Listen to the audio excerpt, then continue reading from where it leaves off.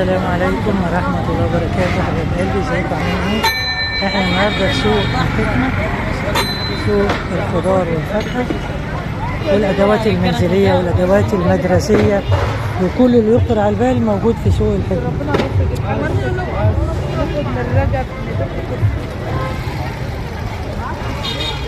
احنا دلوقتي خلاص يعني الظهر قرب، الجمعة قربت جدا، يعني صلاة الجمعة قربت، ومع ذلك السوق لسه بيشغي ومليان من خيرات ربنا.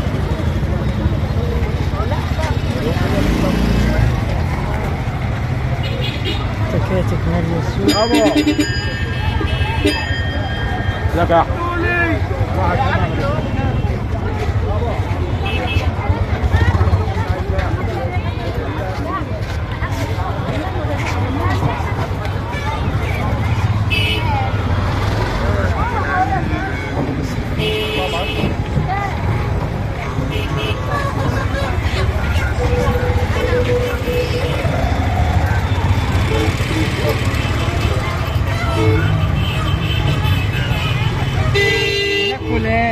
بكام التفاح الاخضر؟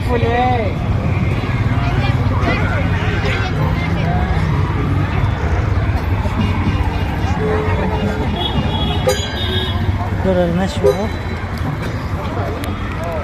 الكوز بكام يا ريس؟ 10 جنيه. يلا تحملوك. امال البطيخة بكام؟ كويس والله.